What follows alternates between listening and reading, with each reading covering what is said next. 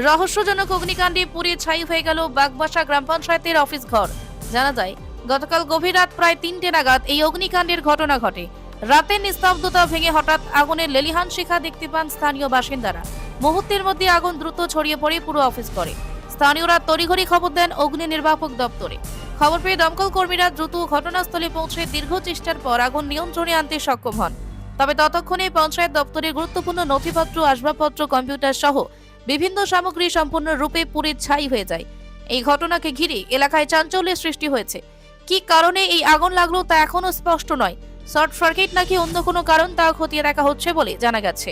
তবে এলাকাবাসীর একাংশের দাবি, সাম্প্রতিক সময়ে পঞ্চায়েতের কিছু কাজকর্ম নিয়ে প্রশ্ন উঠেছিল, তাই বড় ধরনের দুর্নীতির তথ্য বা নথি নষ্ট করার উদ্দেশ্যে পরিকল্পিতভাবে আগুন লাগানো হয়েছে কিনা তা নিয়ে সন্দেহ প্রকাশ করছেন অনেকে।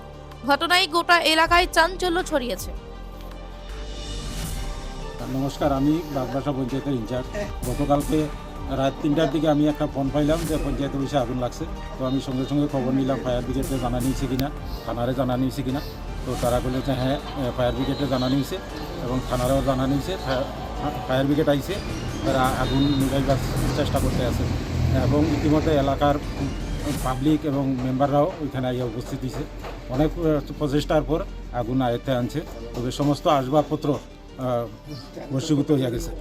এখানে অনেক জিনিস আছিল, 206টা ফিল্টার আরও ফিল্টার এবং টিভি সেট, কম্পিউটার সেট, অফিসের সমস্ত আসবাবপত্র এবং সমস্ত রেকর্ডপত্র জ্বলিয়া বশীভূত হয়ে গেছে। তো এটা ধারণা করা হইতে আছে যে এটা শর্ট সার্কিট থেকেই এই ঘটনাটা ঘটছে। ক্ষয়ক্ষতির পরিমাণ কীরকম? ক্ষয়ক্ষতি তো প্রচুর পরিমাণ,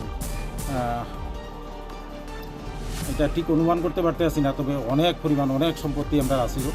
206টা ফিল্টার, 2টা কম্পিউটার সেট, মনিটর, বড় টিভি সেট, 6টা আলমারি এবং মিনিমাম তো 10 লাখ টাকার সম্পত্তি আছে। এর ব্যাপারে আপনারা কি কোনো থানাতে কমপ্লেন দিয়েছেন? থানাতে জানানি হয়েছে, আমরা এক্ষুনি লিখিতভাবেও জানাইমু, এমনি মৌখিকভাবে জানানি হয়েছে। থানা ইয়া দেখেও গেছে। আপনার কি নাম?